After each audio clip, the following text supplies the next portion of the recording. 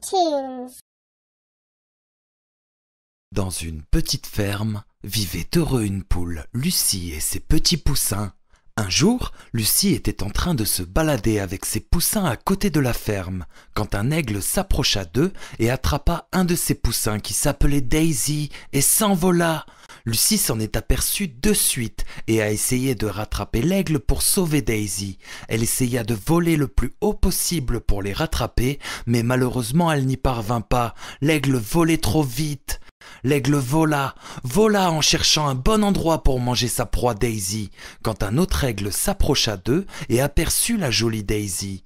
Voulant la manger, l'autre aigle essaya de la capturer et les deux aigles commencèrent à se battre. La confrontation des deux aigles fut tellement brutale que Daisy commença à glisser des pattes de l'aigle et tomba dans l'air. Les aigles ne s'en étaient même pas aperçus. Daisy, tout en descendant dans l'air, se disait qu'elle allait mourir en étant mangée par l'aigle, mais que tout compte fait, elle allait mourir en s'écrasant par terre. Mais, par coup de chance, Daisy arriva et tomba dans une rivière. Ouf, j'ai échappé aux blessures. À peine elle eut le temps de savourer sa joie qu'elle aperçut un grand crocodile qui avait vu sa chute s'approcher d'elle. Oh non, mon Dieu, n'as-tu pas de peine pour moi? Combien de souffrances vas-tu encore me donner? Au fur et à mesure que le crocodile s'approcha de Daisy, elle commença à avoir très peur. Ne me faites rien, laissez-moi partir, s'il vous plaît. Le crocodile lui répondit en s'approchant tout près. « Cher enfant, comment es-tu arrivé là ?» Daisy fut très surprise par les paroles gentilles du crocodile. « Allez-vous me manger ?»« Mais non, qui aurait envie de te manger? Tu es tellement jolie, tu ressembles à une poupée. Mais comment as-tu fait pour arriver ici ?» Un aigle m'a kidnappé. Pendant qu'il volait, il s'est bagarré avec un autre aigle. J'ai glissé de ses pattes et je suis tombé dans ce fleuve. Ah, d'accord. Mais dis-moi, tu es si jeune. Connais-tu où est ta maison? Oui, je sais. Ma maison est derrière la colline. Il y a une ferme. C'est de là que l'aigle m'a pris. Comment vas-tu faire pour rentrer alors? Connais-tu des oiseaux que tu connaisses qui viennent de ce côté? Par là? Je ne connais personne. Ok, ne pleure pas. Je connais un ami cigogne qui vient une fois par mois à chaque pleine lune, jour où l'étang est rempli plus que d'habitude de poissons. Je lui demanderai de t'emmener avec lui et de te déposer chez toi. Il reste encore combien de jours avant la prochaine pleine lune? Ne sois pas triste, il ne reste qu'une semaine. Mais où vais-je rester pendant une semaine? Ma maison est juste à côté. Ma femme Lisa s'occupera bien de toi. Sois patiente pendant une semaine. Après, tu pourras retourner chez toi. Merci beaucoup, mon frère crocodile. Le crocodile emmena donc Daisy chez lui. Lisa, se trouvant devant, les aperçut et demanda à son mari d'un air moqueur en voyant Daisy. « Dites-moi, ce soir, on devra manger notre repas avec une loupe ou quoi ?»« Mais que racontes-tu » ?»« Mais non, vous avez ramené un si petit poussin, c'est pour ça que je vous pose cette question. »« Ça va pas ou quoi ? Ce n'est pas un poussin pour manger, mais c'est notre invité et il va rester chez nous pendant une semaine. »« Mais que dites-vous » Le crocodile raconta donc à son épouse ce qui s'était passé et du pourquoi Daisy devait rester chez eux. Mais vous vous rendez compte de ce que vous êtes en train de me dire? Savez-vous que la viande d'un poulet est tellement savoureuse à manger? Au lieu de garder ce poussin pendant 2 ou 3 mois et attendre qu'il grandisse, grossisse bien pour l'abattre, le manger sous forme de blanquette de poulet? Vous voulez le laisser partir? La trahison ne fait pas partie de mon monde. Je lui ai donné ma parole. Le jour de la pleine lune, mon ami la cigogne viendra et l'emmènera avec lui pour le ramener chez lui. Je te préviens, tu n'as pas intérêt à mijoter un plan pour le manger, sinon tu vas voir. Mais Lisa n'arrêta pas de penser à sa dernière dégustation de poulet qui lui mit l'eau à la bouche. Son envie était tellement importante qu'elle décida au fond d'elle-même, sans l'autorisation de son mari, qu'il fallait absolument garder ce poussin, le laisser grandir pendant 2 ou 3 mois, puis remanger du poulet. D'accord, dès que votre amie la cigogne viendra, on enverra Daisy pour rejoindre sa maison. Je suis fier maintenant que tu es mon épouse. Une semaine passa et le jour de la pleine lune arriva le lendemain. Daisy se réjouissait à l'idée de rentrer chez elle. « Demain ton ami viendra, n'est-ce pas ?»« Oui, n'aie pas peur. Il va venir, c'est sûr. À ma connaissance, il n'a jamais raté aucune pleine lune. » Daisy fut très contente d'entendre cela. Au moment de leur discussion, un ami crocodile vient leur rendre visite. « Cher ami, ma maison s'est effondrée. Je ne pourrai jamais la reconstruire tout seul. Pourrais-tu venir m'aider, s'il te plaît ?»« Oui, je vais venir t'aider, ne t'inquiète pas. Je viens de suite avec toi. Lisa, je vais avec mon ami pour l'aider à reconstruire sa maison. Je serai de retour que dans 2 jours. Donc, demain, dès que mon ami la cigogne viendra, renvoie Daisy chez elle. » D'accord. Le crocodile dit au revoir à Daisy et s'en alla avec son ami. Lisa commença à comploter un plan au fond d'elle. Le lendemain arriva et la pleine lune était prévue le matin. Daisy, viens avec moi. Regarde, c'est au bord là-bas de cette rivière que la cigogne viendra pour pêcher les poissons. Dès qu'il arrivera, tu pourras partir avec lui. Allons-y alors !» Mais Lisa fit asseoir Daisy toute la journée à un endroit lointain où la cigogne ne pouvait pas les voir. La journée passait et Lisa attendu que la cigogne s'en allât pour dire à Daisy « Je ne comprends pas. L'ami de mon mari, la cigogne, n'est pas passé aujourd'hui. Que s'est-il passé ?» Daisy repartit donc déçue avec Lisa à la maison. 2 jours passèrent et le crocodile revint chez lui. Lisa raconta donc à son mari que son amie la cigogne n'était pas venue. Du coup, Lisa dit à son mari qu'il était préférable que Daisy reste chez eux encore pendant 1 mois jusqu'à la prochaine pleine lune. Du coup, Daisy n'avait pas le choix. Elle fut obligée de rester là-bas. 2 semaines passèrent et Daisy avait encore grandi. Lisa se promena avec Daisy sur le champ à côté de chez eux quand une amie à elle s'approcha. « Hey, dis-moi Lisa, ce poussin est tout le temps avec toi en ce moment. As-tu déjà mangé du poulet auparavant ?»« Non, je n'en ai jamais eu l'occasion jusqu'à présent. Le poulet est une viande tellement savoureuse. » Et Lisa lui détailla pendant plus d'une demi-heure toutes ses pensées succulentes sur le poulet que son ami en eut la bouche qui bave. Du coup, son esprit carnivore fit légèrement surface et demanda de piéger Lisa et d'emporter Daisy pour le manger. Le lendemain, l'ami de Lisa vint leur rendre visite à leur domicile. « Lisa, j'ai une très bonne soupe d'os. En veux-tu? De la soupe? Oui, je veux bien. » L'ami revint avec un bol de soupe et le donna à Lisa. Au moment où Lisa allait boire la soupe, le poussin arriva en courant et dit « Sœur, ne buvez pas cette soupe !»« Pourquoi tu dis ça ?»« Je l'ai vu mélanger un liquide comme du poison dans la soupe. »« Mais dis pas n'importe quoi !»« Je ne dis pas n'importe quoi, sœur. Alors s'il n'y a pas de poison, demandez à votre ami de la boire en premier. » Lisa demanda à son amie alors de la boire, mais elle partit en reculant, en fuyant, et finit par lui avouer « Oui, c'est vrai, j'ai fait ça par envie de vouloir manger du poulet. Pardonne-moi, désormais ne viens plus me voir. Pars !» Comme Daisy sauva la vie de Lisa, Lisa décida par reconnaissance de lui dire toute la vérité sur son esprit diabolique et lui demanda pardon. À la prochaine pleine lune, dès que l'ami cigogne fut arrivé, Lisa envoya avec toutes ses excuses Daisy avec lui pour qu'elle puisse rentrer chez elle. L'ami cigogne avait ramené Daisy à sa famille. Daisy fut très contente de retrouver toute sa famille. Si vous avez aimé cette vidéo, n'hésitez pas à vous abonner à notre chaîne Fratoons. Jenny adorait jouer, à côté de chez elle, dans la ferme de son père avec les animaux. Un jour, quand elle était en train de jouer, elle entendit un bruit de cri d'enfant. Elle alla voir. Elle y trouva un joli petit faon, seul, qui cherchait son chemin. Comme le faon était sans sa maman, Jenny le ramena à sa ferme et prit bien soin de lui. Hey, tu es tellement jolie que je voudrais que tu t'appelles Lina. Désormais, tu t'appelleras Lina. Tu aimes? Depuis, ils sont devenus de bons amis inséparables. Jenny passa tout son temps omis ses heures d'école avec Lina.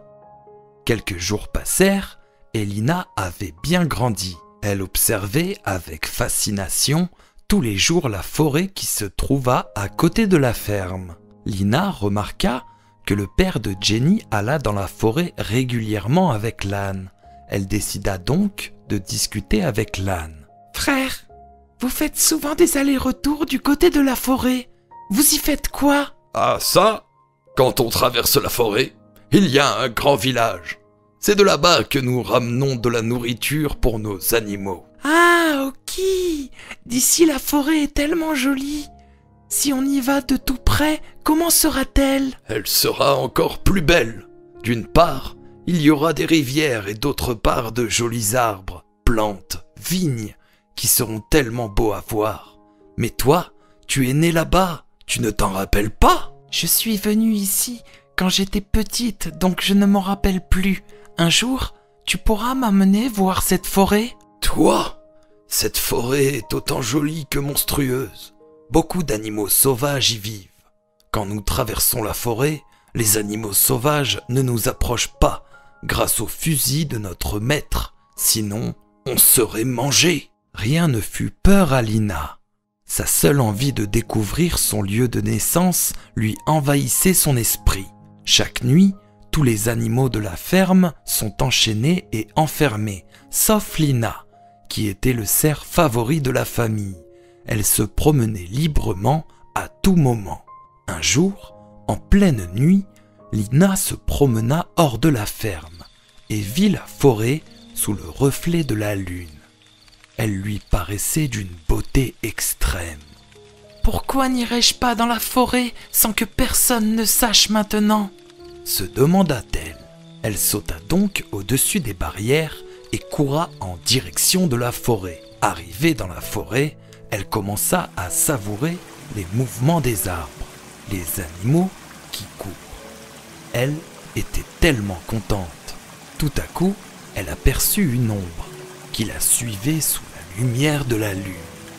Lina, prise de panique, n'osa même pas se retourner et commença à trembler sur place. Une voix parla de derrière. « Qui est là? Que fais-tu là à cette heure-ci » Lina, en entendant la voix, s'aperçut que c'était la voix d'un éléphant.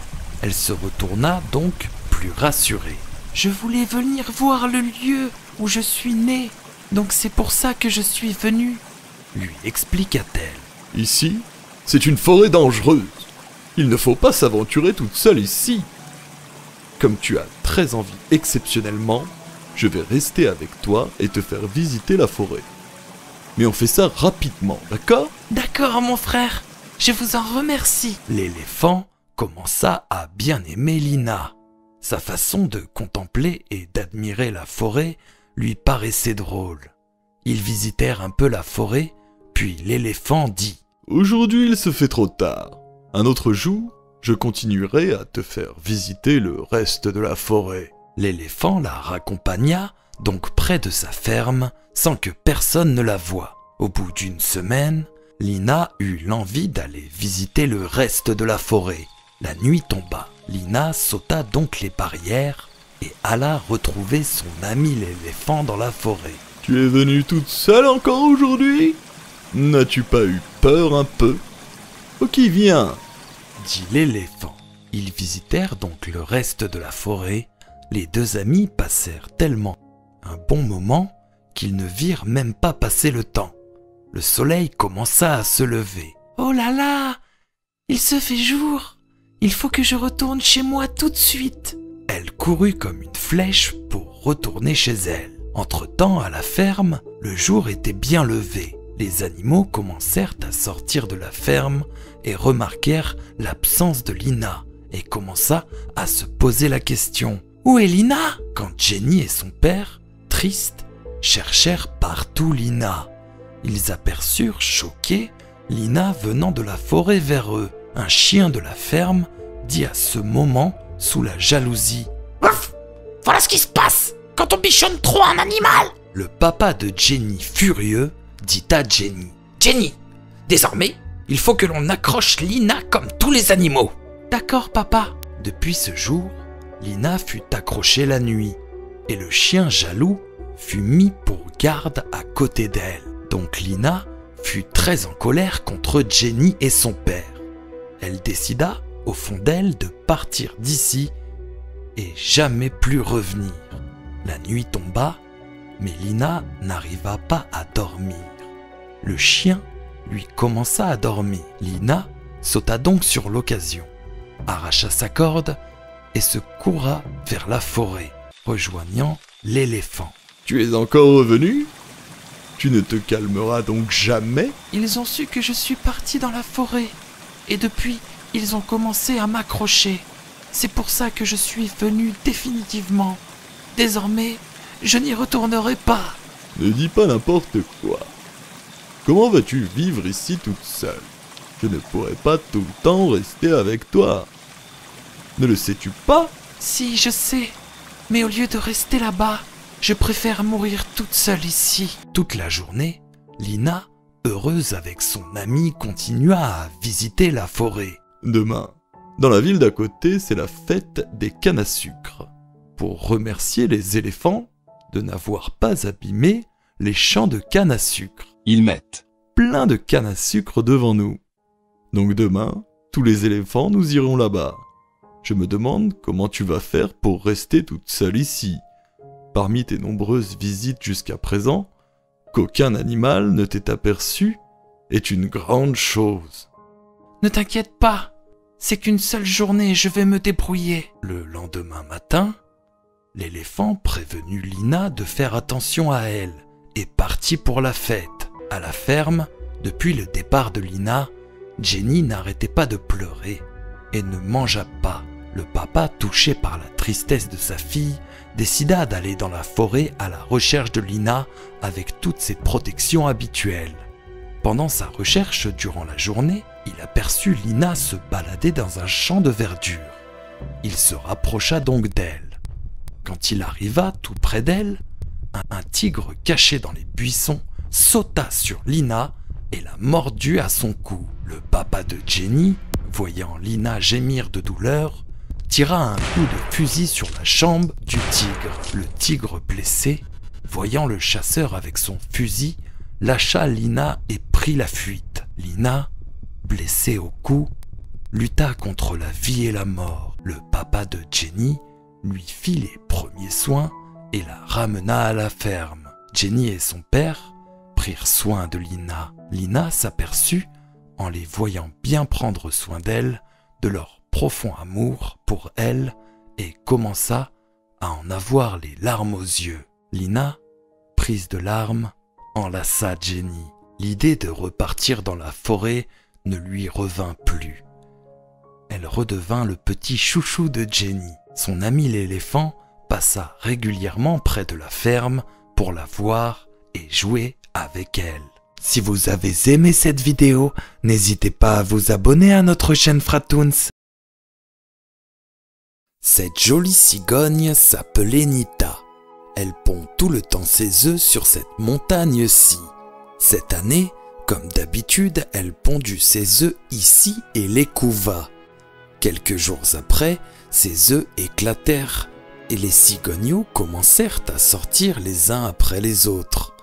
L'un d'entre eux fut très différent. Nita ne comprenait pas n'y apporta pas attention. Les cigogneaux commencèrent à bien grandir et à ce moment-là, Nita réalisa que le poussin différent était un caneton. Comment se fait-il qu'un œuf de canard se soit retrouvé dans mon nid? Bref, ça ne sert à rien d'y réfléchir maintenant. Il faut que j'arrive à élever correctement ce poussin, se dit-elle. Elle appela ce poussin Xena. Garder un caneton qui n'arrive pas à voler sur cette montagne est très dangereux. Donc Nita décida de le donner à quelqu'un qui vivait en bas de la montagne, le long de la rivière, pour l'élever. Donc, à côté de la rivière, il y avait un petit arbre sur lequel vivait un perroquet qui s'appelait Dahlia.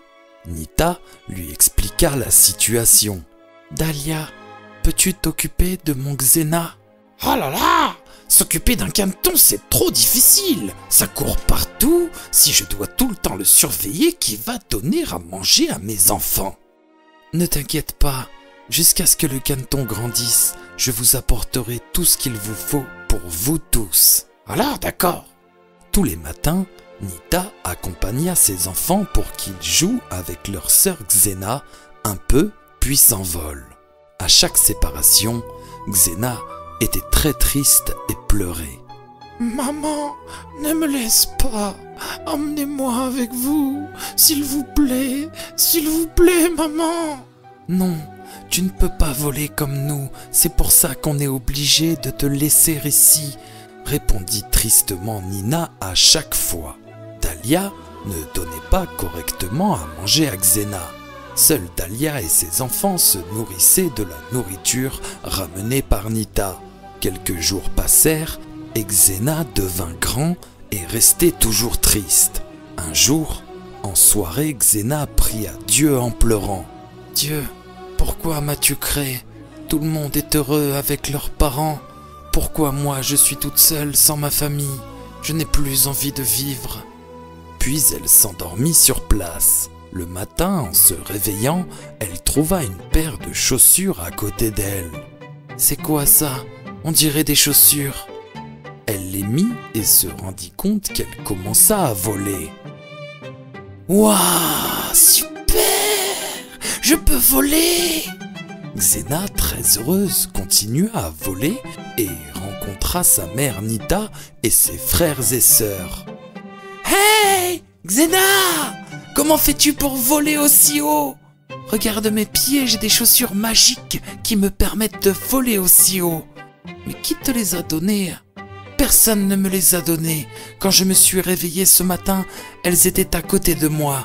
Elles sont super! » Dahlia remarqua que Xena était en train de voler contente avec sa famille. La nuit commença à tomber, mais Xena ne descendit pas. Elle resta avec sa famille en haut. En pleine nuit, Dahlia venut voir en haut de la montagne, tout le monde dormait bien. Donc Dahlia prit les chaussures magiques sans que personne le sache, puis descendit en bas.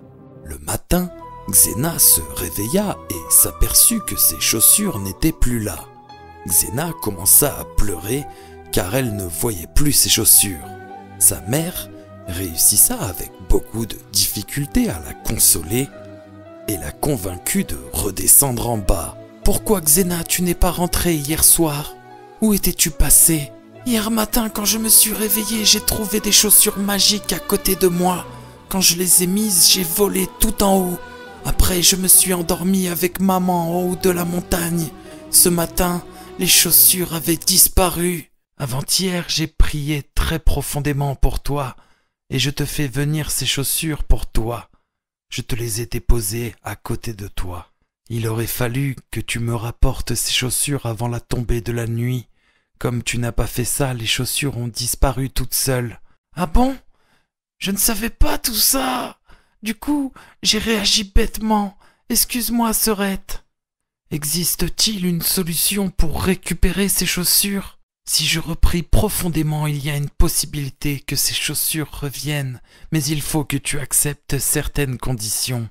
À ce moment-là, je pourrai reprier pour toi. Dis-moi, ma sœur, je ferai tout ce que tu me demandes. Du matin à midi, tu devras faire tout ce que je te demanderai. Tu devras t'occuper de mes enfants.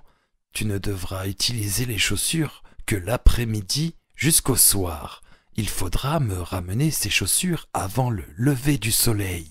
Si les chaussures disparaissent encore une fois toutes seules, c'est fini. Elles ne reviendront plus jamais. Ok, ma sœur, je vais faire comme tu me le dis.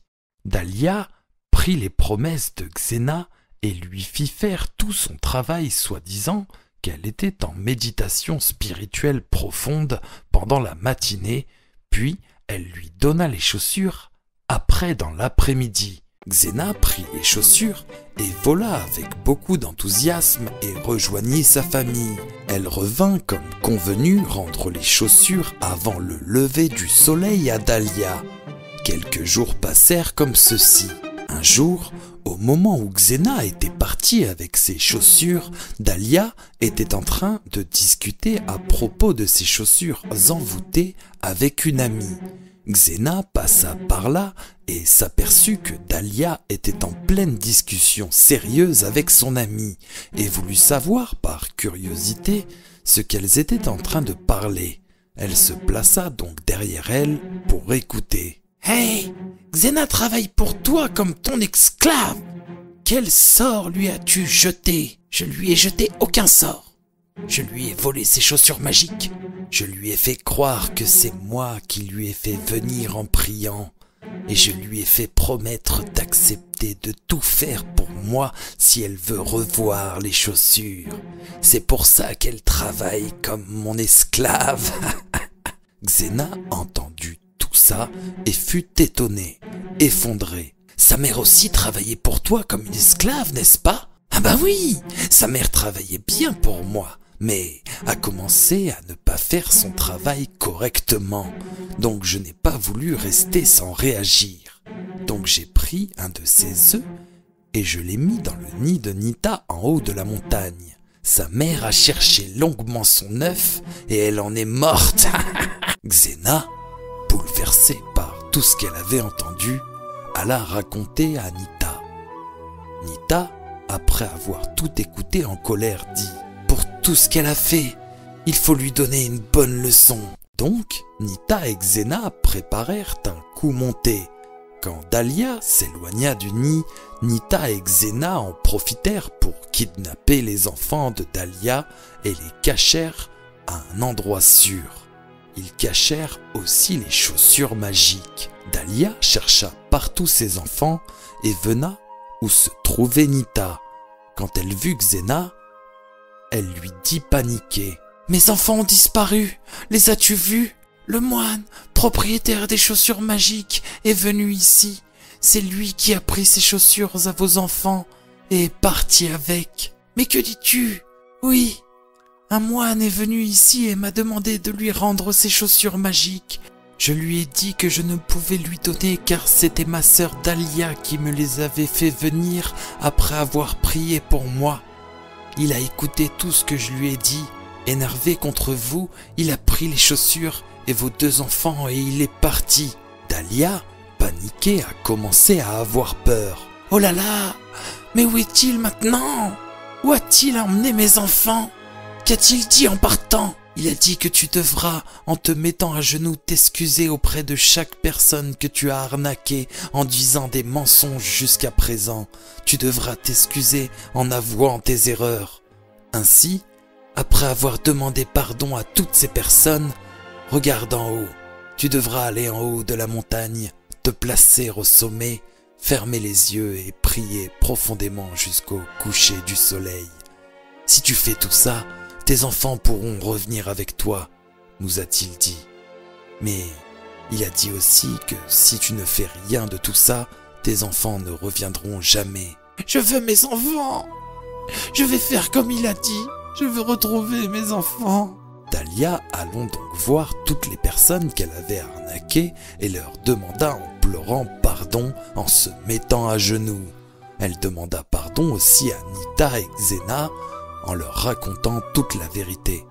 Nita a eu pitié de Dahlia et s'aperçut qu'elle avait réellement compris sa bêtise et lui dit: « Ok Dahlia, va prier au sommet de la montagne et je pense que quand tu reviendras, tes enfants reviendront aussi. » Dès que Dahlia partit pour prier, Nita ramena les enfants de Dahlia dans son nid.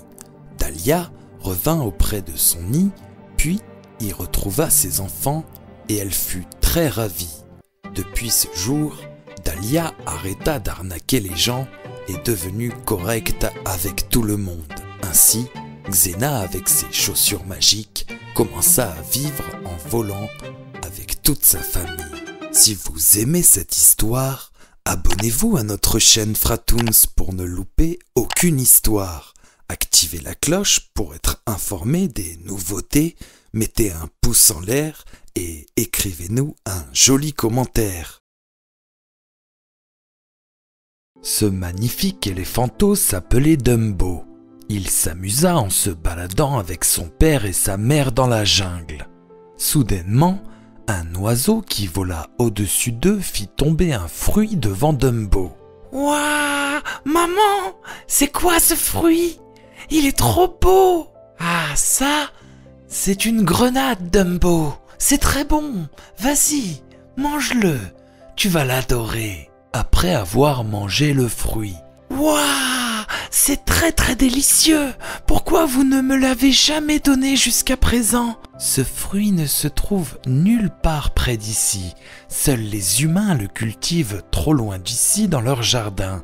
C'est très difficile d'y aller et de cueillir ce fruit car si on s'y approche, ils nous lanceront des explosions pour nous faire fuir.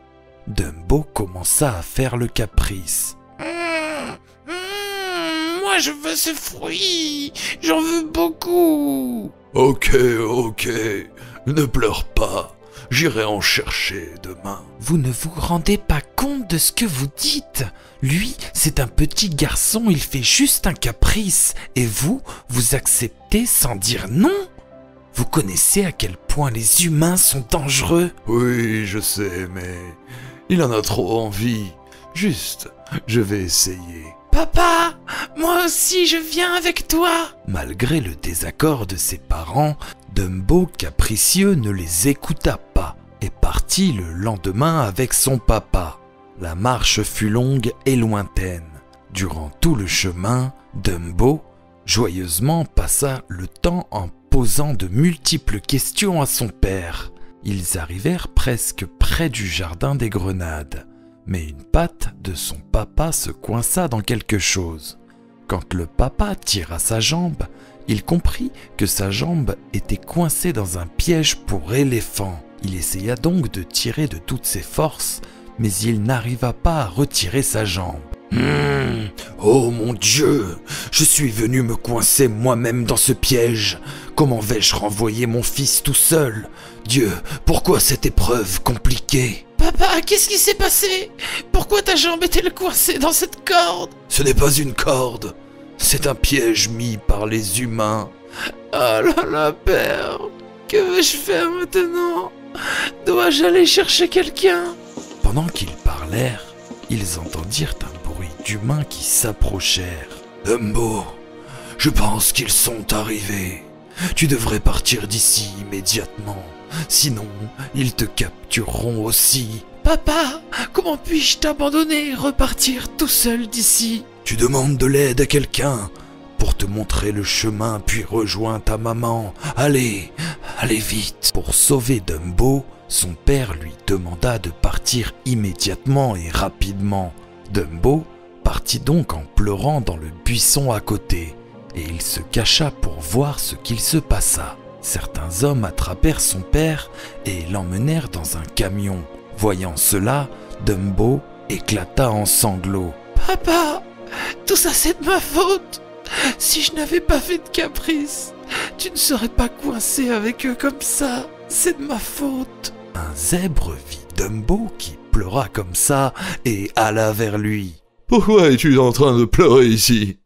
Où sont tes parents ?» Dumbo lui raconta son histoire. C'est comme ça que les humains attrapèrent tous les animaux qui passent par là. Ils sont sans pitié. Je ne sais pas ce qu'ils font des animaux qu'ils ramènent chez eux. Ok, vas-y, ne reste pas ici toi non plus. Pars d'ici tout de suite, sinon ils vont t'attraper aussi. Je ne sais pas comment retourner chez moi. Oh mon Dieu, que faire maintenant? Ok, viens avec moi. On va demander le chemin à quelqu'un. En disant cela, le zèbre ramena Dumbo avec lui. À ce moment-là, un aigle qui connaissait Dumbo vint vers eux. Hé Dumbo, qu'est-ce qu'il y a? Tu marches tout seul? des humains ont embarqué et ramènent ton père Oscar quelque part. Connais-tu la personne qui est avec toi? Des humains ont attrapé et ramené son père. Il était en train de pleurer tout seul là-bas sans savoir comment rentrer chez lui. Ah bon? Alors pourrais-tu me rendre un service? Leur maison est près de la colline. Pourras-tu l'y amener s'il te plaît? En attendant, je vais voir où ils ont ramené son père. Ok, d'accord. La colline, c'est ça? Je sais très bien où elle se trouve. Je vais le ramener chez lui. Entre-temps, va voir où il ramène son père. Après de longues heures de marche, ils arrivèrent enfin près de la maison de Dumbo. Dumbo fut content de voir sa maman, lui expliqua donc ce qui s'était passé. Ah là là! Mais que faire maintenant? C'est pour ça que je vous avais dit de ne pas y aller avant même. Tu m'as écouté? Regarde maintenant ce qui s'est passé. Je suis désolé, maman. Désormais, je ferai jamais de caprice. Ok, viens. On va voir notre chef pour trouver une solution. Dumbo et sa mère allèrent donc voir le chef. Ils lui expliquèrent tout ce qui s'était passé. À ce moment-là, l'aigle les rejoint là-bas. Chef, le véhicule où ils ont attrapé Oscar est tombé en panne à côté de la rivière. Et ils l'ont descendu et accroché à un arbre, à côté le temps de voir le souci sur le camion. Maintenant, si vous partez à plusieurs ensemble, je pense que vous pourrez sauver Oscar. D'accord, nous partons immédiatement. Ainsi, tous les éléphants du groupe partirent avec lui et marchèrent vers la rivière. Quand tous les éléphants arrivèrent à bord de la rivière, il a commencé à faire un peu sombre. Heureusement, ce véhicule était toujours là sans être réparé. Le chef le remarqua et dit « Attendez un moment. Maintenant, ils sont tous réveillés. Si on s'approche d'eux maintenant, ils vont trouver une solution pour nous éloigner d'eux. Bientôt, ils seront fatigués et à un moment, nous nous approcherons et nous leur montrerons de quoi nous sommes capables. » Quelques heures passèrent et la nuit commença à tomber. Le camion ne fut pas encore réparé, donc les humains, après avoir mangé, décidèrent de passer la nuit sur place. Ils commencèrent tous à dormir.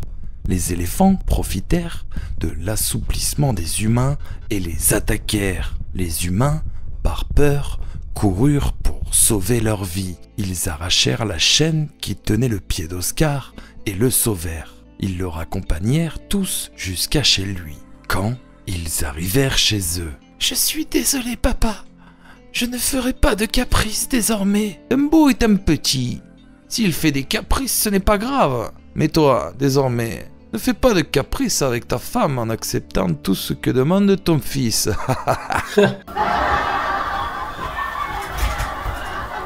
Si vous avez aimé cette vidéo, n'hésitez pas à vous abonner à notre chaîne Fratoons. Cliquez sur l'icône de cloche pour les prochaines éditions. La fin de l'hiver arriva et les beaux jours commencèrent. Dans la forêt, les arbres et les fleurs commencèrent à avoir des bourgeons et à fleurir. Quel plaisir de voir toutes ces beautés!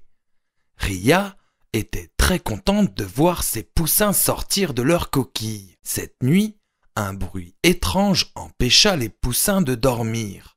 Ria se réveilla et remarqua que ses poussins ne dormaient pas. « Que se passe-t-il, mes enfants? Pourquoi au lieu de dormir, vous avez peur ?» Maman, il y a un gros bruit étrange. Tu ne l'entends pas? Le bruit venait de la petite grotte à côté d'eux où vivait un ours. C'était le bruit de ses ronflements. Dans la nuit, ces ronflements résonnaient énormément. Les poussins, n'étant pas habitués au bruit de ronflements, eurent beaucoup de mal à dormir. Voyant que ces poussins avaient beaucoup de mal à dormir pendant plusieurs nuits, Ria décida d'aller rencontrer l'ours pour discuter avec lui. Un ours est en hibernation pendant l'hiver et dort pendant toute cette période, mais ne se réveille que quand les beaux jours arrivent. Ria arrive dans la grotte et voit l'ours qui ne s'était même pas rendu compte que l'hiver s'était fini et dormit profondément. Ria essaya donc de le réveiller pendant un certain moment en poussant des cris, mais n'y arriva pas. Comme elle n'avait pas réussi à réveiller l'ours, elle demanda à tous ses amis de la forêt de venir l'aider. Tous se regroupèrent dans la grotte et poussèrent des cris en espérant que l'ours soit réveillé par le bruit. Mais malheureusement, l'ours ne se réveilla pas. L'ami souris de Ria finit par lui dire désespéré « Écoute, même si on crie fort, on hurle, cet ours ne se réveillera jamais. Je te conseille d'aller voir notre roi le lion et de lui demander de faire des rugissements. Peut-être que si le lion rugit, cet ours paresseux se réveillera. » Oh là là, tu me demandes d'aller demander de l'aide à notre roi? Le lion, j'ai peur. Ben alors, tant pis pour toi. La seule solution, c'est que tu déménages. Je vis ici depuis ma naissance. Je ne veux pas partir. Alors tu n'as pas d'autre solution que d'aller voir le roi lion. Ria, angoissée, alla voir le lion pour lui expliquer la situation. C'est un ours paresseux. Et toi tu veux que je me déplace pour réveiller ce flemmard? Quelle va être ma dignité? Tous les animaux de la forêt sont venus pour m'aider à le réveiller, mais rien à faire. S'il vous plaît, mon roi, aidez-moi. Ce matin, à côté de la colline, j'ai vu son frère. Demande-lui de t'aider. D'accord, mon roi. Ria alla de suite vers la colline et rencontra le frère de l'ours et lui demanda son aide. Pourquoi veux-tu que je vienne t'aider? Je ne te connais même pas. Pars. J'ai énormément de travail. Moi-même, j'ai trop faim. Il faut que j'aille chercher du miel en haut de la colline. Je ne peux pas venir aussi loin pour toi. Pars, ça me fera du vent. Ria, très déçue par la réaction et les propos du frère, fit demi-tour. Mais à peine Ria commença à s'éloigner que ce frère ours cria et ses hurlements se propagea dans toute la forêt. Donc Ria revint sur ses pas et alla voir le frère ours. Le frère ours, piqué de partout par les abeilles, gémit, cria de douleur. Ria fut triste de le voir souffrir. Ria se rappela à ce moment ce qu'une amie à elle lui avait dit sur les piqûres d'abeilles. Il fallait mettre du miel sur les piqûres. Donc Ria alla de suite vers une ruche où se trouva une de ses amies. « Hey Ria! Toi aussi tu as commencé à manger du miel? » « Non, mon ami a besoin un peu de miel.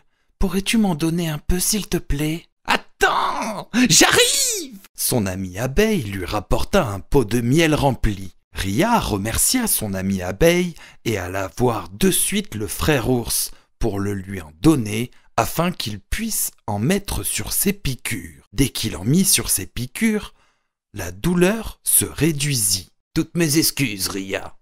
Quand tu m'as demandé de l'aide, je t'ai répondu méchamment. Mais toi, tu m'as aidé sans que je te le demande. J'ai vraiment honte de voir ton visage. » « Ce n'est pas grave. Repose-toi bien. On se rencontrera plus tard. »« Ah non, Ria. Il faut que je me fasse pardonner.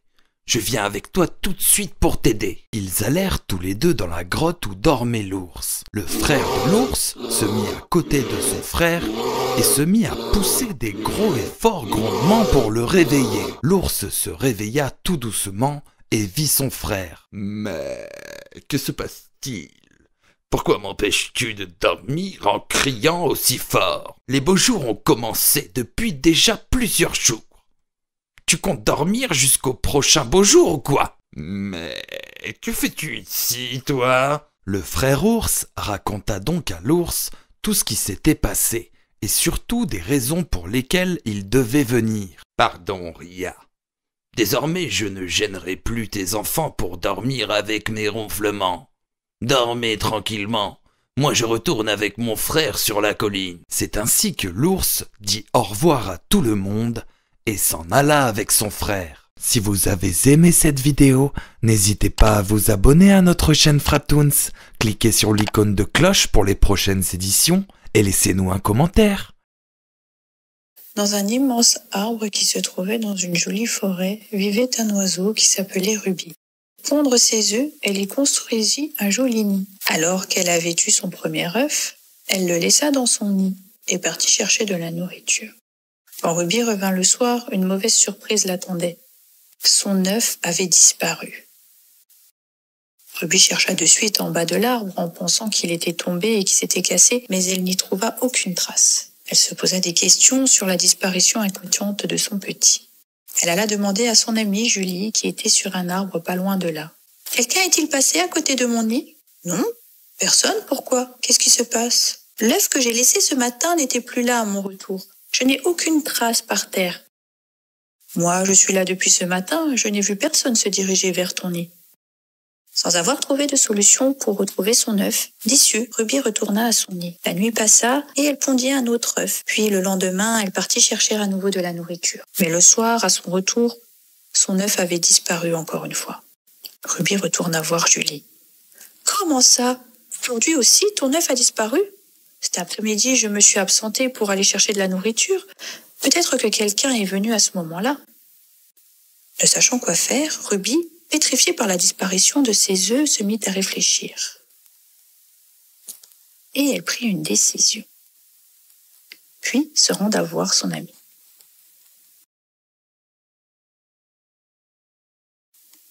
« Pouvez-vous me rendre un service, s'il vous plaît? »« Oui, bien sûr, que dois-je faire? » »« Le temps que mes œufs s'accumulent, pouvez-vous monter la garde pour que personne ne les prenne, le temps que j'aille chercher de la nourriture pour nous deux? » « Si tu ramènes assez de nourriture, je veux bien monter la garde. » Ruby partit alors à la chasse le matin et revint le soir avec plein de nourriture pour elle et son amie.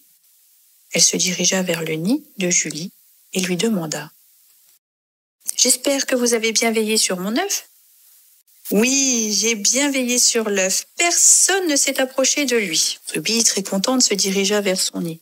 Mais une mauvaise surprise l'attendait à nouveau. Son œuf avait encore disparu. Ruby, très en colère, se dirigea vers le nid de Julie. « Mais vous m'aviez dit que vous aviez bien veillé sur mon œuf, mais il a encore disparu. »« Il n'y a pas d'œuf? Mais comment ça? C'est très étonnant. Je suis là depuis ce matin, personne n'est venu du côté de ton nid.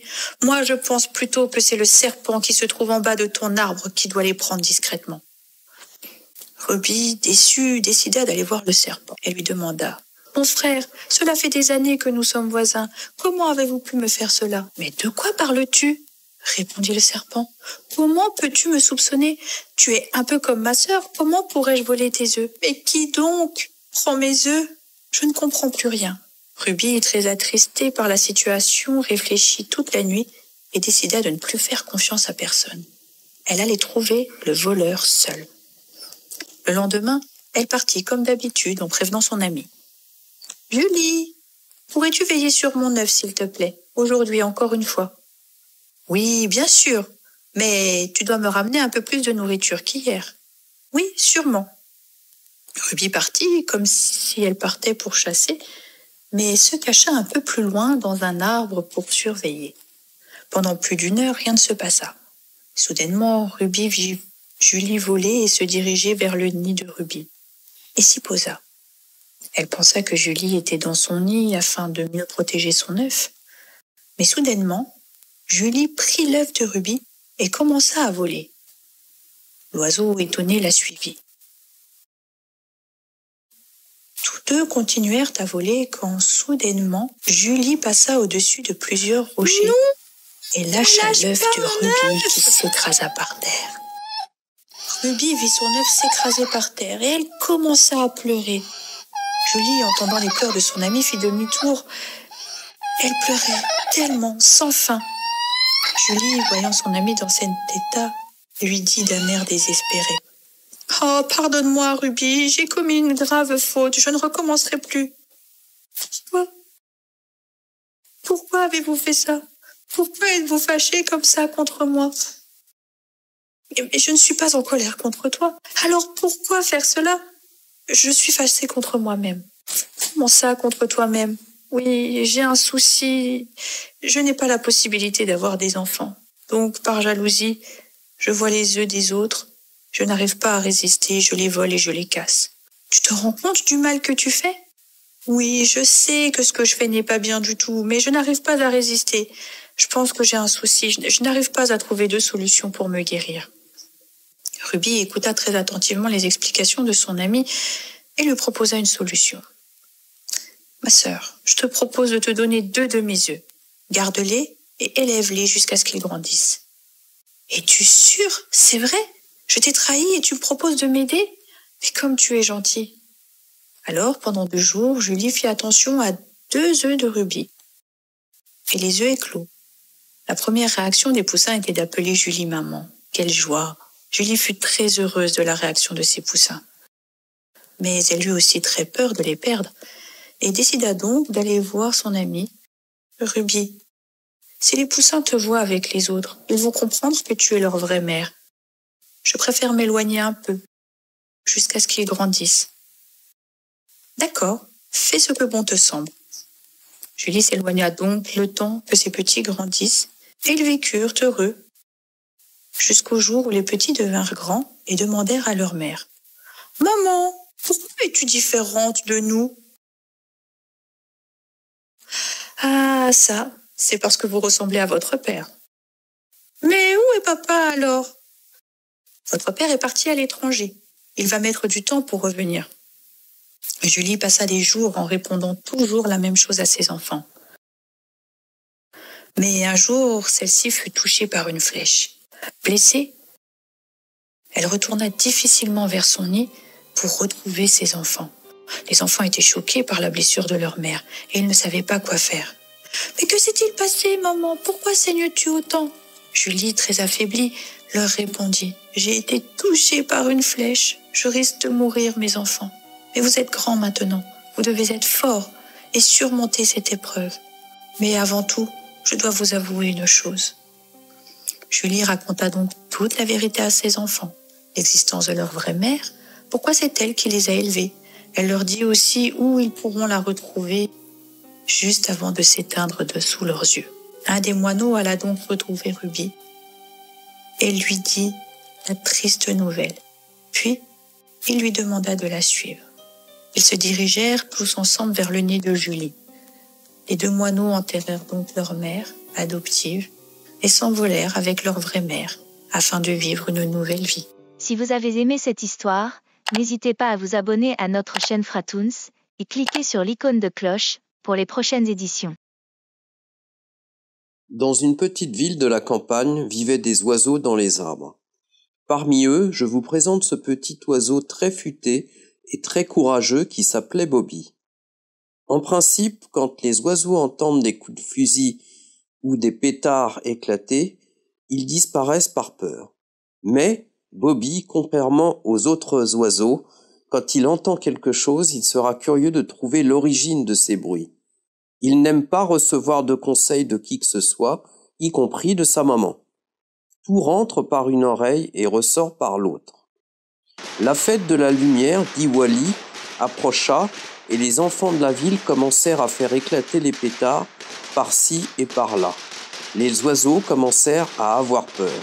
Maman, c'est quoi ce bruit? La fête de la lumière d'Ivali approche, donc les enfants commencent à éclater des pétards, ça sera bruyant comme ça jusqu'au jour J. Maman, je peux aller les voir? J'ai très envie de les voir faire. Sa maman, pour éviter une crise de pleurs de caprice, lui dit « Ok, vas-y, mais à condition que tu regardes de loin sans trop t'approcher. » Ok, maman.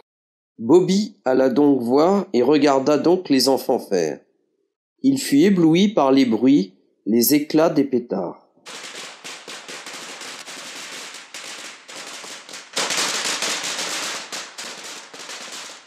Il revint voir sa maman et lui dit « Maman, les pétards sont super à voir. Veux-tu venir avec moi demain pour les voir aussi? Je ne comprends pas pourquoi tu es né aussi différent. Maman, peux-tu m'acheter des pétards? J'ai envie d'en faire aussi. Mais ça ne va pas dans ta tête. Va donc faire autre chose. » Bobby fut déçu par la réponse de sa mère, mais son envie d'éclater des pétards l'envahissait tellement que le lendemain, il décida de retourner voir les enfants. Il fut toujours aussi émerveillé par la beauté des pétards. À un moment, un enfant laissa ses pétards par terre, puis alla dans sa maison pour allumer une cendre. Bobby profita de ce moment pour prendre un paquet de pétards, un paquet d'allumettes et s'envola discrètement. De retour chez lui, il cacha tout ça dans un lieu sûr et discret. Le lendemain, il attendit que les enfants commencent à faire des pétards pour éviter tout soupçon.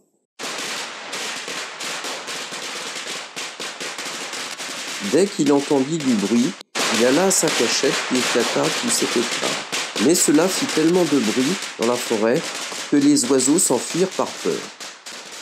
Au bout de 2 heures, les oiseaux commencèrent à revenir petit à petit et se réunissèrent tous. Le chef des oiseaux furieux demanda à l'oiseau de garde : « Quelqu'un est venu et a fait éclater des pétards pour nous tuer. Que faisais-tu à ce moment-là? Tu dormais ou quoi ?» ?»« Non, chef, personne n'est venu. Par contre, j'ai aperçu Bobby se diriger vers l'endroit des pétards. Je pense que c'est probablement lui l'auteur de ces bruits. » Bobby assuma et accepta qu'il était l'auteur de ces bruits. « C'est moi qui a fait éclater, mais je ne savais pas que ça ferait autant de bruit. Toutes mes excuses. » « Nous en avons assez de toutes tes bêtises. Je décide donc de te mettre à l'écart de notre bande pendant 1 mois. Tu devras partir demain matin. » Oui, il faut punir, sinon il ne comprendra jamais. Les autres oiseaux chuchotèrent discrètement.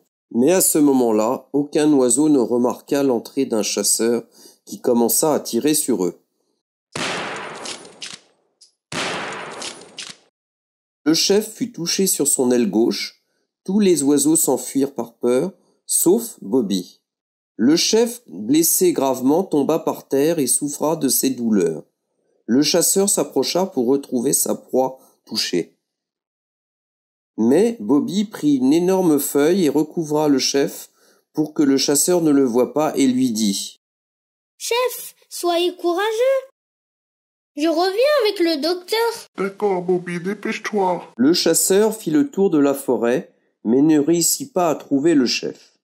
Entre-temps, Bobby alla chercher le docteur dans la forêt voisine.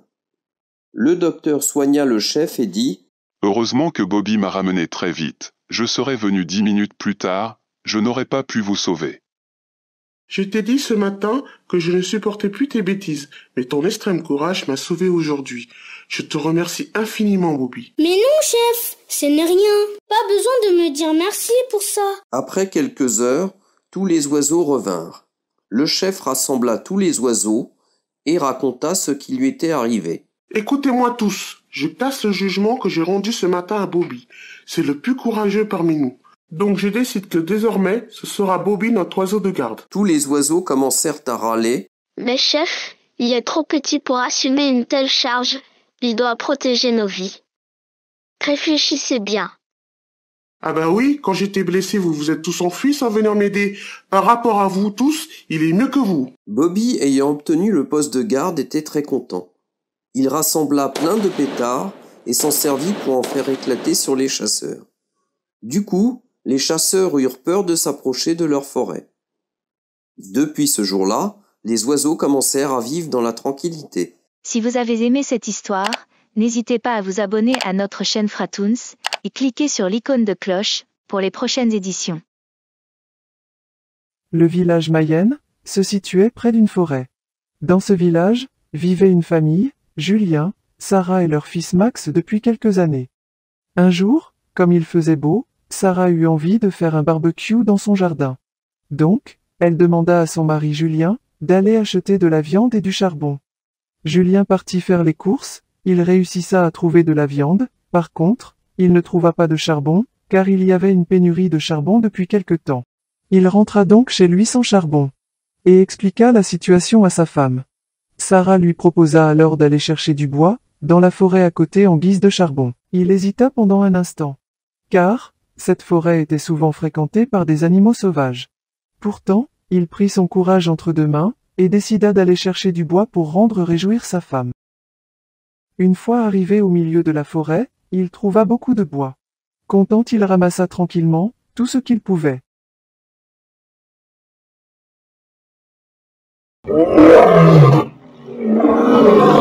Subitement, il entendit un bruit bizarre venant derrière lui. Julien s'arrêta net de bouger, et commença à transpirer de peur, et n'osa pas se retourner pour savoir à quoi correspondait ce bruit.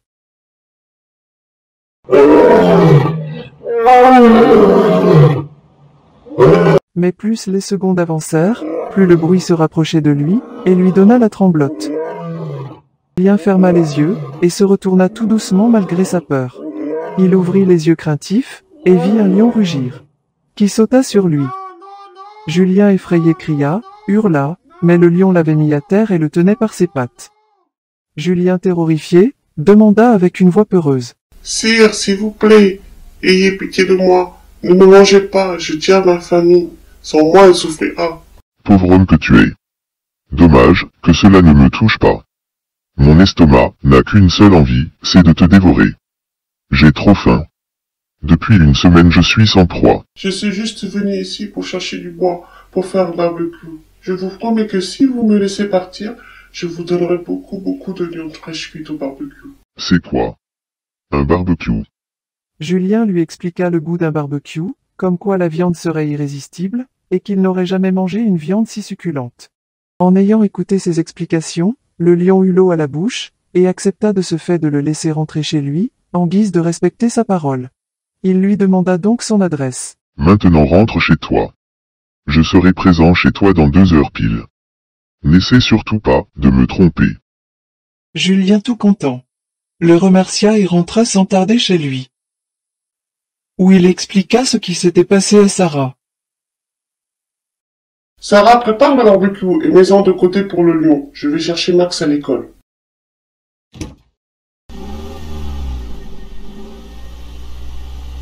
Sarah prépara donc le barbecue, mais son ventre commençait à lui jouer des tours.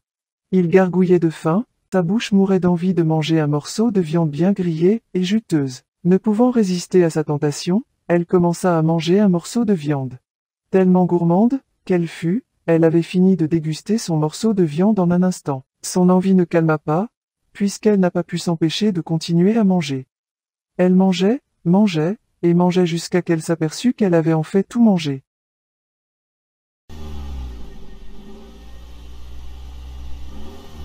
Julien et Max rentrèrent, à ce moment-là, et trouvèrent Sarah en train de pleurer. Elle leur dit qu'elle n'avait pas pu résister à sa faim, et qu'elle avait tout mangé.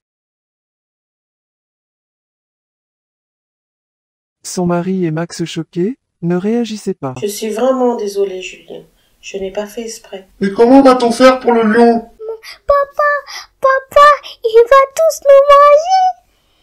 J'ai une idée. On pourrait appeler le zoo et leur dire de venir capturer le lion, car il se balade dans le village. Julien n'était pas très emballé par cette idée, mais il n'avait pas d'autres options. Sarah appela donc le zoo. Sarah et Julien regardèrent sans cesse leur montre.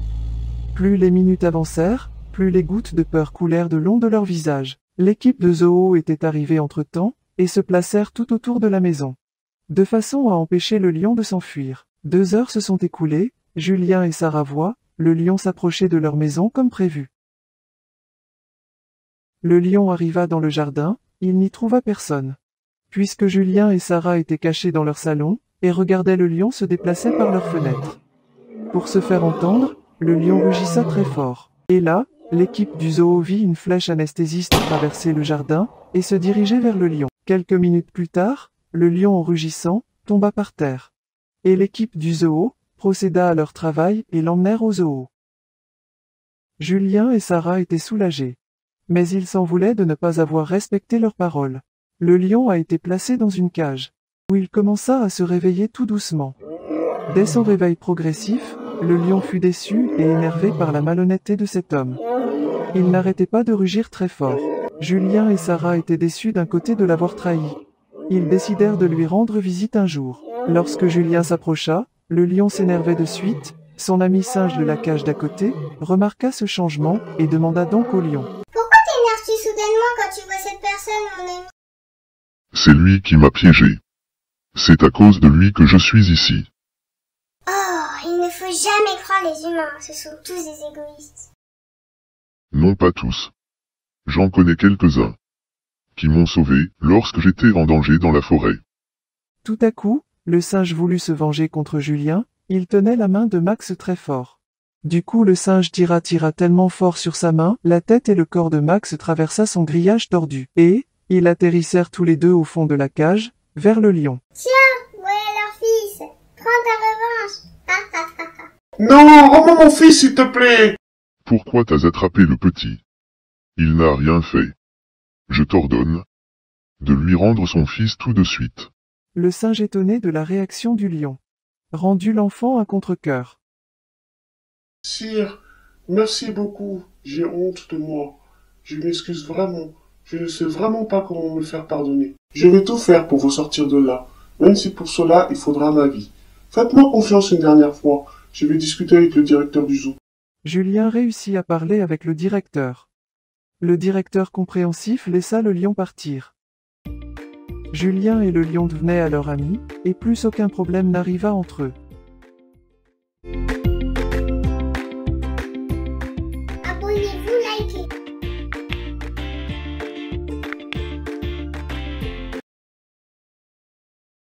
Mégane a pour habitude tous les jours de ramener sa vache et son veau dans la prairie située à côté de sa maison pour qu'ils mangent de l'herbe.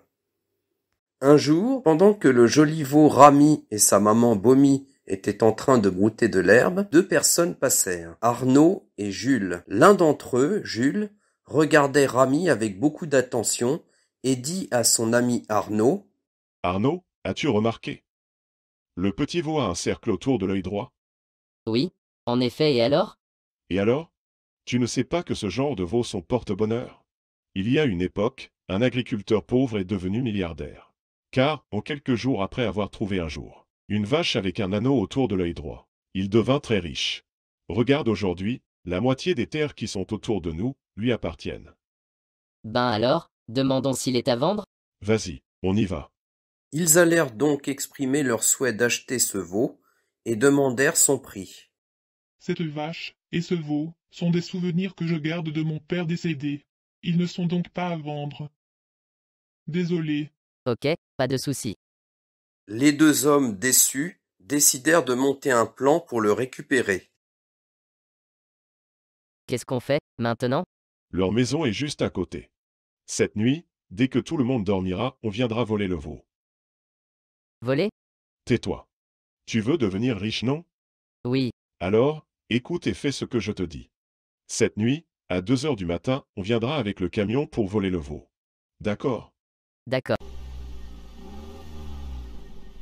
Comme prévu, les deux venèrent cette nuit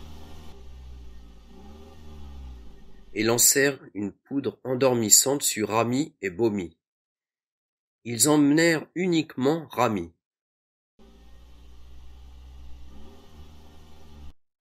Le lendemain matin, Mégane étonnée retrouva Bomi à moitié endormi et ne trouva pas Rami. Après son réveil, Bomi, choqué, commença à pleurer suite à la disparition de Rami. Mégane décida donc de se lancer à la recherche de Rami et chercha aux alentours de sa maison, mais personne n'avait vu Rami. Bomi et Rami furent très tristes. Peut-être s'est-il perdu. Mégane décida d'attendre 2 jours. Bomi ne mangea pas, elle ne dormit pas, elle pleurait tout le temps en pensant à Rami. Le lendemain, un oiseau, comme d'habitude, vient se poser sur Bomi et lui posa la question. « Pourquoi pleures-tu, Bomi ? Où est Rami ?»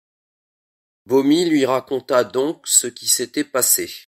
« Soupçonnes-tu quelqu'un en particulier, Bomi ? » Il y a 2 jours, 2 hommes de la ville d'à côté sont venus demander le prix de vente de Rami. Peut-être que ce sont eux qui ont emmené Rami ?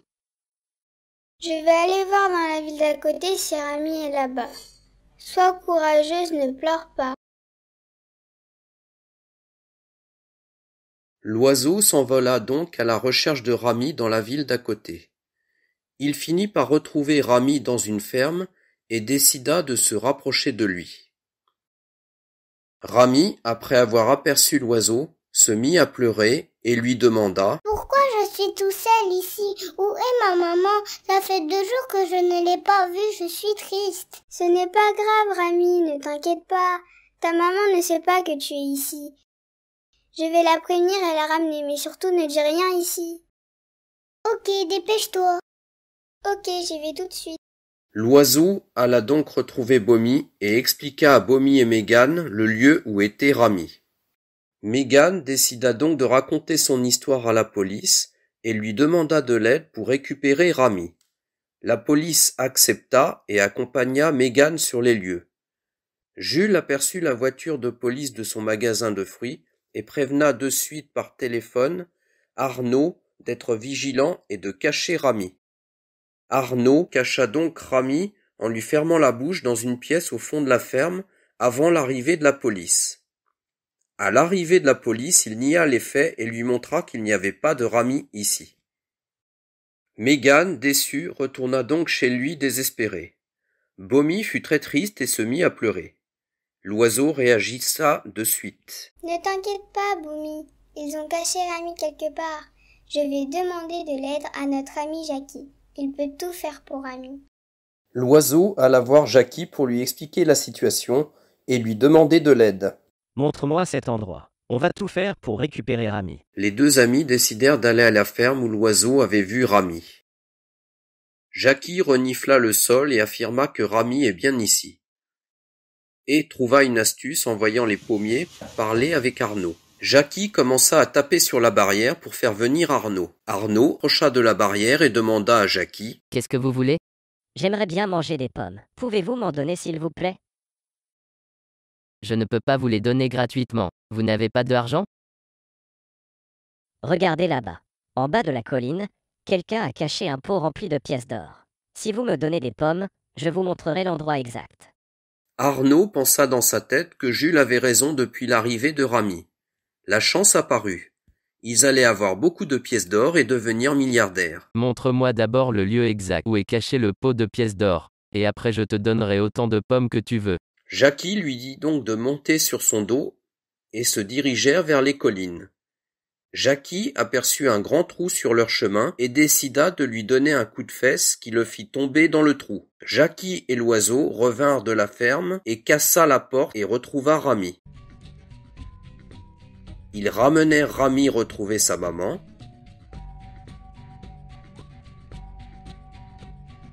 Mégane et Bomi remercièrent infiniment Jackie et l'oiseau. De ce fait, Arnaud et Jules se sont fait arrêter par la police et ont été mis en prison. Abonnez-vous, likez. Les jumelles et l'ogre. Il était une fois, dans ce village brésier, des gens vivaient tranquillement. Même des enfants jouaient sans la surveillance de leurs parents. Une fois le printemps arrivé, les enfants commençaient à disparaître mystérieusement. Les villageois commencèrent à s'inquiéter et paniquer. Ils demandèrent aussitôt à leurs enfants de ne pas jouer dehors sans adultes. Le lendemain, les villageois se réunissèrent pour parler de ces disparitions soudaines. Et ils commencèrent à avoir des doutes sur un ogre surnommé Varan. Car, il y a une dizaine d'années, cet ogre mangeait et attrapait les enfants qu'il croisait. Mais, un jour, plongé dans l'hiver, il parta du village pour faire une longue sieste comme l'hibernation. Et depuis ce jour-là, personne ne l'a jamais revu. Il essayait alors de trouver une solution pour voir si l'ogre était revenu. Un matin, pendant que leurs parents dormaient, des jumelles Lily et Léna sont parties jouer dehors. À ce moment-là, l'ogre Varan apparut, attrapa les jumelles par l'arrière avec ses deux grosses mains et les transporta en forêt. Une fois dans la forêt, il attacha Lily et Léna sur deux arbres proches et prépara du feu en dessous d'un bois pour les cuisiner et finir par les manger. Les jumelles commençaient à paniquer, mais une fois calmées, elles réfléchissaient pour trouver un moyen de s'échapper. Elles eurent soudainement une idée et se chuchotèrent leurs idées. Dis donc, l'ogre, as-tu déjà goûté la viande de l'humain avec les épices magiques? Elle sert à quoi cette épice? Cette épice peut te rendre invisible, ce qui te permettrait de manger des humains autant que tu le souhaites. Mais cela peut t'arriver que si tu manges l'épice tartinée sur nous. C'est une germe que tu trouveras à un endroit que nous savons. Où puis-je trouver cet endroit? On te propose un marché. On t'emmène à l'endroit où on peut le trouver, mais tu nous y détaches pour qu'on t'y emmène pour que tu nous cuisines avec. Ok, ça marche.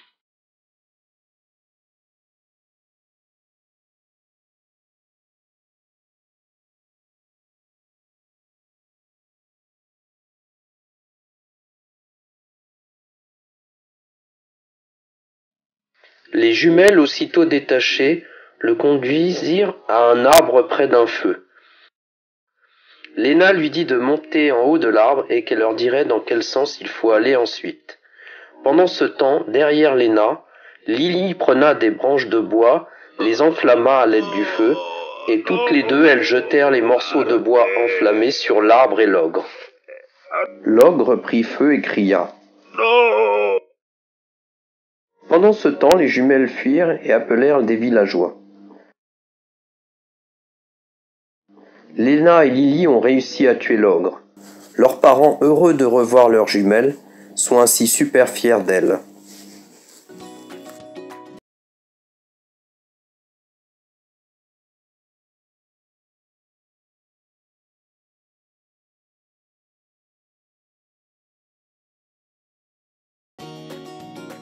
Si vous aimez cette histoire, abonnez-vous à notre chaîne Fratoons pour ne louper aucune histoire.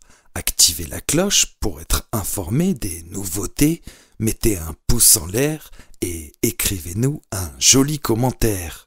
À bientôt les amis!